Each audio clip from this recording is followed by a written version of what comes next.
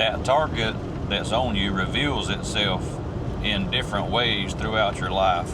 And what I mean by that is, whatever your weakest point is at any given time in your life, that's where Satan or someone with an evil spirit is going to attack you the hardest. So that's why when someone gets an unexpected set of divorce papers, they think everything's just groovy and all, everything's good in their relationship with their wife or husband, and then all of a sudden they're handed divorce papers. And well, alcohol is a tool that people use to drown their sorrows with.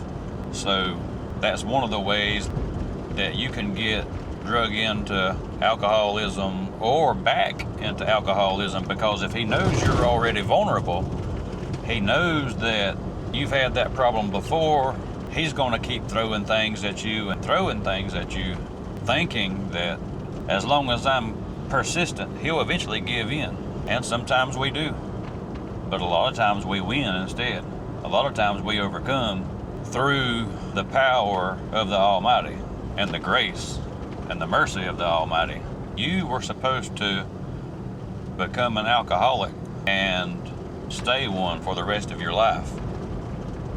You were supposed to become a heroin addict and die of an overdose. You were supposed to be married to a woman who was very unhealthy for you and your walk with the Almighty. You were supposed to marry her, have children with her, and then feel obligated to stay there in that life of torment that would bury your light and bury your testimony in darkness and in tribulation and sorrow. You were supposed to become at odds with a child that you had with this person who had convinced this child that you're something that you're not. When they turned that child against you or made them afraid of you, that was supposed to hurt you bad enough to make you go back to alcoholism or go back to drugs, make you become violent, and also turn against that very child that you love more than any person on this earth. But you didn't do it. You were given discernment. All those times they tried to trick you into doing this or doing that, all those times they tried to make you become violent through their actions, all the times they sent somebody to you to tempt you into doing things that they know would work in their favor against you in a child custody case, or just to make a certain impression on the child or other people around you. But you were given discernment, and you didn't fall for any of that stuff.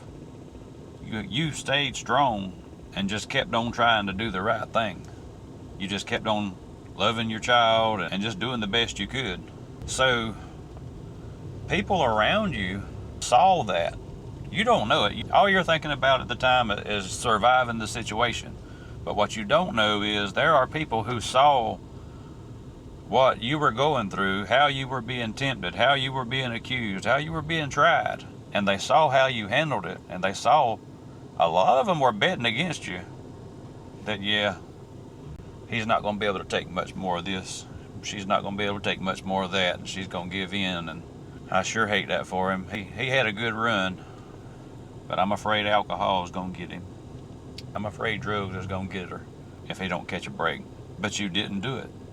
You, through the help of the Almighty, through discernment given to you from the Almighty, you didn't fall for the tricks, and you didn't do the things that they were intending for you to do.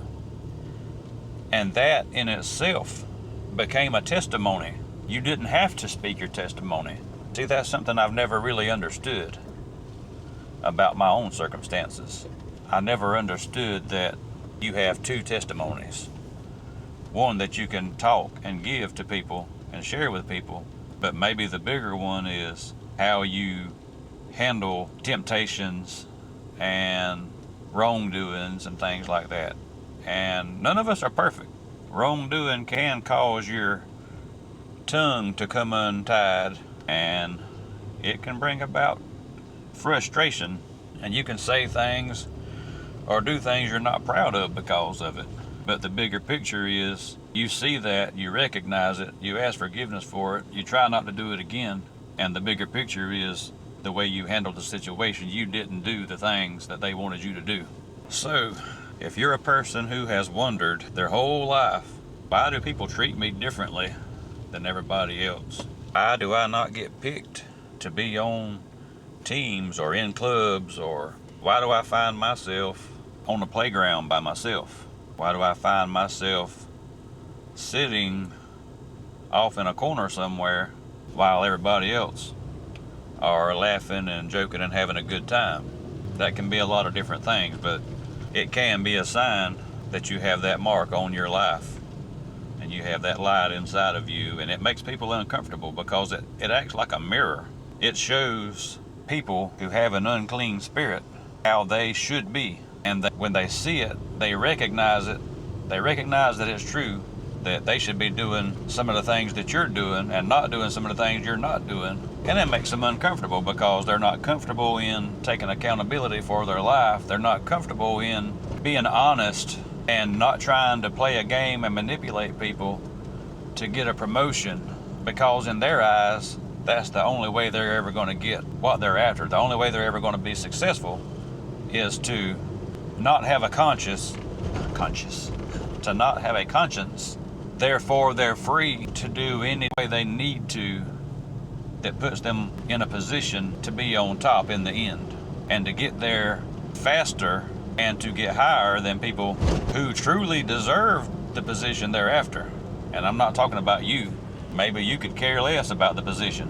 A lot of people just want to work a job, make money, enough money to pay them. A lot of people just want to work a job, get paid, and mind their own business. But these narcissistic people, they don't understand that.